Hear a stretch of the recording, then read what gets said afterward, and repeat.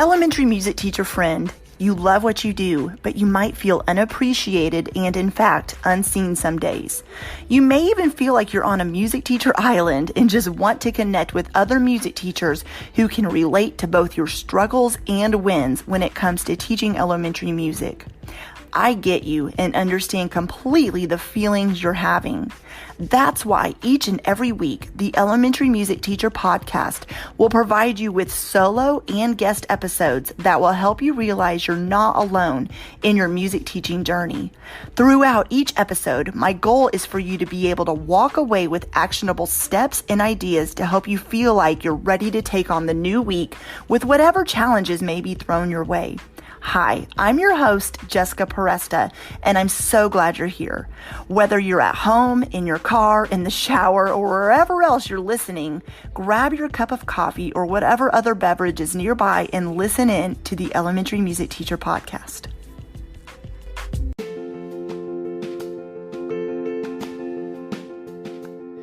Wouldn't it be so nice to go back to school with the entire first month of school completely planned out? Does it sound too good to be true? Well, it's not, because guess what? On Monday, July 19th through Thursday, July 22nd, we are going to have a workshop called the Back to School Lesson Planning Workshop. This is a completely interactive workshop where we will plan out the entire first month of school together. Yes, every music teacher there will be collaborating and sharing ideas and interacting with each other together. So there's 4 days, and each of those 4 days, we are going to be planning out a different week of school. So 4 full weeks. You will receive half of the month 1 Harmony lesson plan packs for free. And that comes directly from my Harmony membership site. You will get half of the first month of school's lesson plan pack to use for your students and for your planning purposes for free. We'll talk through how to use the lessons, using the resources and materials you already have, and ways to plan effectively for your students. So click on the link in the show notes or head to subscribepage.com/lesson planning workshop to sign up. I am so excited for this, and I cannot wait to see you there.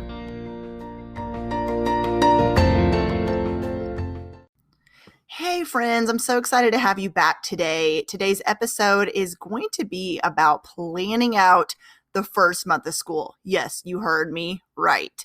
We are going to talk about how to do it, what to do, all those things in this episode today. And also, I want to invite you to the Back to School Planning Workshop you heard me mention at the very beginning of this episode.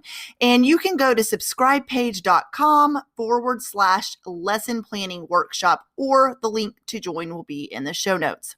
So what I do want to talk about today, though, is the how-to behind planning for the school year. I've had episodes come out this summer, and I'm doing quick tip episodes or recording episodes that are coming right from my Facebook group where I've been doing Facebook Live. So taking episodes from there, not recording, I guess I should say. And summer's a little bit more, low key, and I want these to be quick and digestible episodes. So today's is going to be the same. You're going to leave with some information that you can run with and go and start planning. So some of the episodes I've had come out already were about organizing your lesson plans, how to structure your class time, about classroom management, and today is going to be more about planning. I do have other episodes on this podcast. You can scroll back and look about lesson planning, the nitty-gritty behind it, some of my favorite resources and all those things. But today is going to be a little bit broader. At that planning workshop I mentioned, it's going to be interactive, where you're going to be able to talk to other music teachers about how they plan, what do they use to plan, what resources do they teach from, and all those things. So let's go ahead and get started. The first thing I want you to think about is to decide how you're going to plan. How do you like to plan? This can go a couple different ways. The first way I want to take it is, do you like to plan during your plan time? Do you like to plan in the mornings? Do you like to plan after school? Are you the type of teacher that likes to plan at nighttime, maybe when you're sitting around and watching Netflix? When do you like to plan? And On top of that, I want you to think about, do you like to plan by yourself or do you like to plan with other teachers? I know for me personally, I loved to plan during my plan time and I loved to plan alone. With that said, though, I would get ideas or ask for support and other lesson ideas from teachers that I got to know when I needed that. But I am an introvert. I've said that before, and I think people don't believe me because I have a podcast and because I talk a lot, but I am. I just process better and learn better alone, whether I'm learning, teaching, planning, whatever it might be. I like to do it by myself. So you decide though what works for you. That's the first thing I want to say is when you're thinking about planning out the first month of school, and by the way, when you're planning out the first month of school, these ideas I'm going to share, you will take with you throughout the entire school year. It doesn't just stop at month one. These ideas, you got to kind of think this through when it comes to planning. And then you're going to say, okay, I know the how to now. I'm going to be able to, it's going to propel me forward into the rest of the months. So step one, decide how you're going to plan. What time of day do you like to plan? And do you do it by yourself or would you feel more comfortable doing it with others? The next thing you're going to think about is what is your teaching situation? This will definitely determine what you're going to plan going back to school for the first month of school. Whatever the case was last year, maybe you switched the way you were teaching music 100 different ways. Maybe you started out in person and then you switched to virtual and then you switched to hybrid. Then you were on a cart. Then you were back to in person. Then your students were back home at virtually. I mean, it was crazy. It was a crazy hot mess. You guys all know that.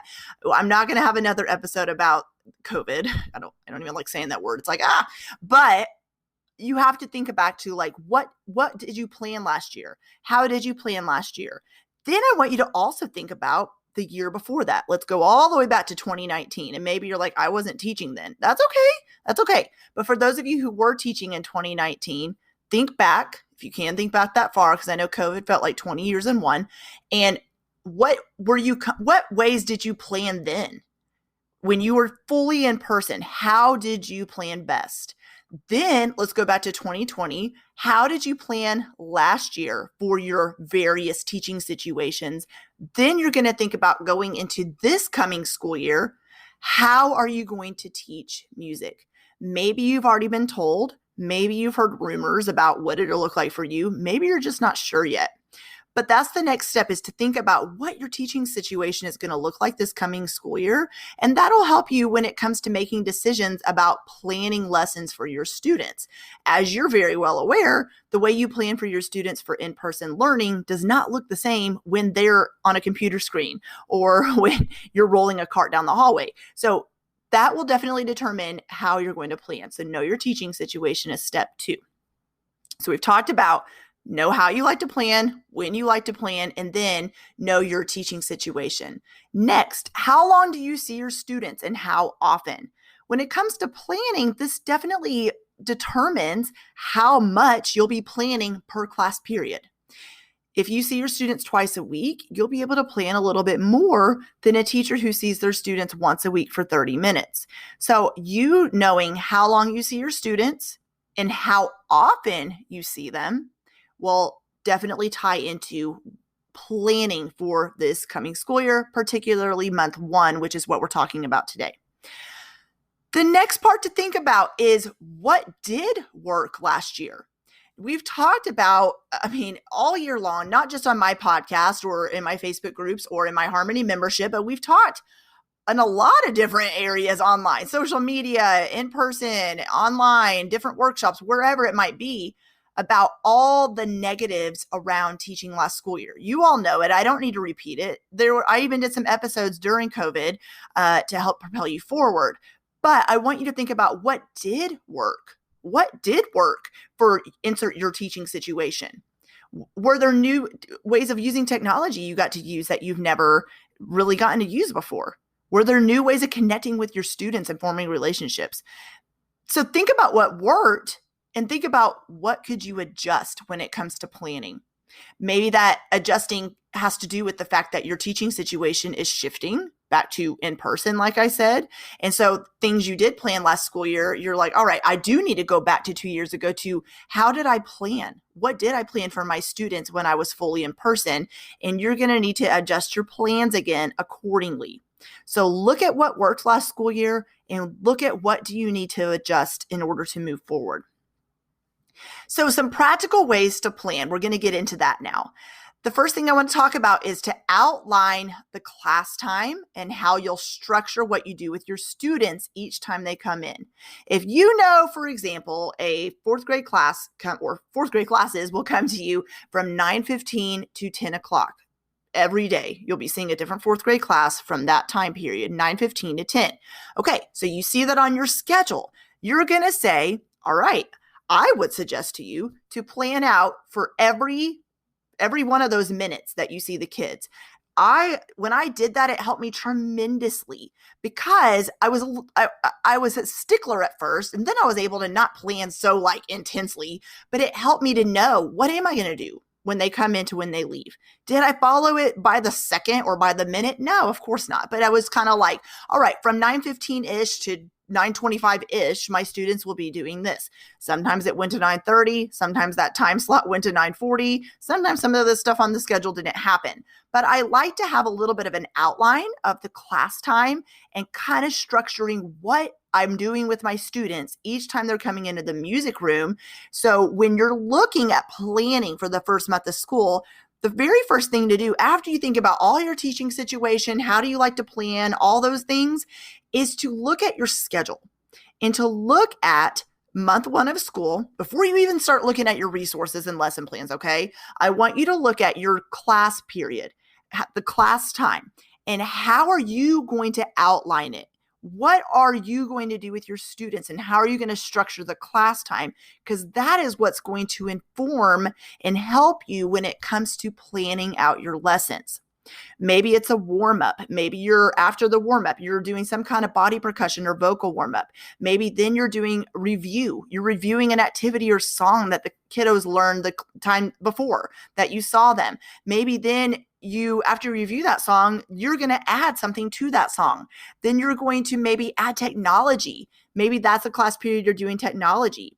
And then you're going to do some kind of closing activity. Maybe it's exit tickets. Maybe it's popcorn questions. Whatever that looks like for you. There will be structure, but within that structure and class time period breakdown, it's going to look different each time depending on what you do. If you're doing a bunch of things that require cleanup, like instruments or technology, you will factor that into your planning and factor that into the structure of your class time. Now let's move into talking about actual curriculum and teaching resources. This is obviously the biggest part of planning, right? So I want you to think about what curriculum have you used? Maybe you couldn't use a lot of what you've used in the past last year. Maybe you have found some new online curriculum that you've used that you were able to find out about because of, the word I don't like to mention, the pandemic. But maybe you already have some in-person curriculum as well that you really enjoy using. I want you to just kind of go around your classroom when you go back. There's sometimes hidden treasures buried in closets. That's where I found some teaching resources that were just kind of buried in there. Go look around. What do you already have available to you? Maybe you've never had the opportunity to kind of find that out. So what curriculum and teaching resources do you have available to use that you're already familiar with? What do you have available? Right now, all you're doing is finding it. Find the resources. Find whether it's online or something you can hold in your hand that's a physical thing. And I want you to find, what do you have? What do you have? Then look at what's new.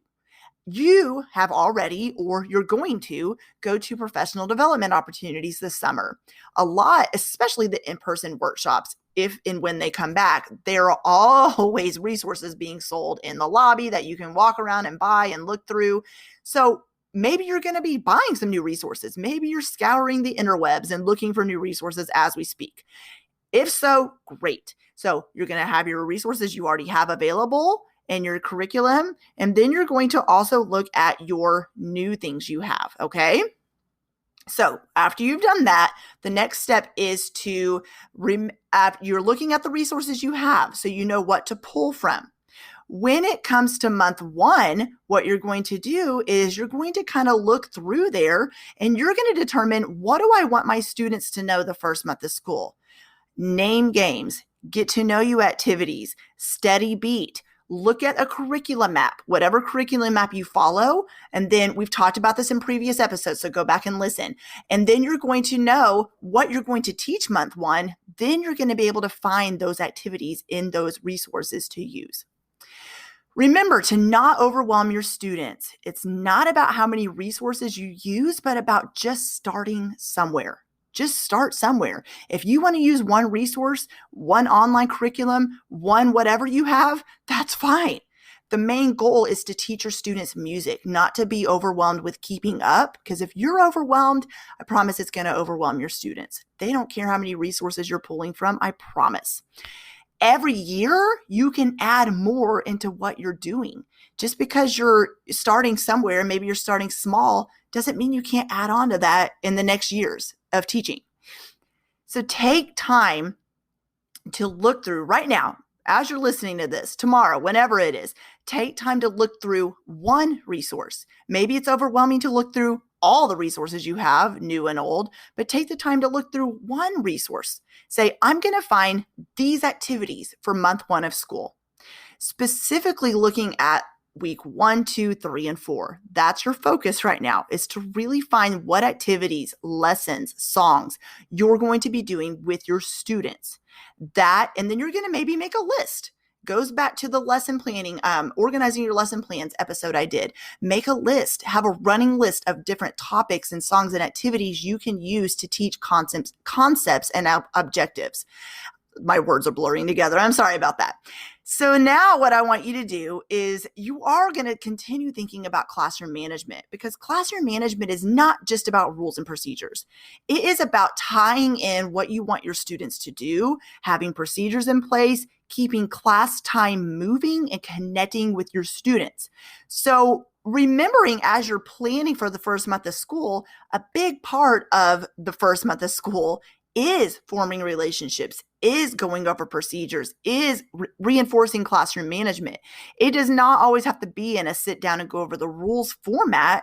It can be interwoven into what you're doing. So while you're looking at these activities that you're planning for the first month of school, particularly let's start with week 1, for example, while you're looking at that, be thinking about, okay, how am I going to go over the procedures of this song or activity or lesson with my students as they're learning this activity? How am I going to go over the procedures with them and what my expectations are during this activity? That goes right hand in hand with lesson planning. You can even pencil in the margins or on a Google Doc, type it in the notes and say, make sure you go over this. This is what students need to know. And then you're not caught off guard. And I always say overwrite your notes. What I mean by that is write more notes than you think you'll need. Because if you're anything like me, if it's not written down, I'll forget. So make so many notes about maybe just phrases you want to say to your students, or how you want to introduce this new activity, or how are you going to get to know their names, or there's a new song they're learning. What are you going to say about it? How are you going to introduce it to the kiddos? So have that written so you know how to, like I said, interweave classroom management right into what you're already doing.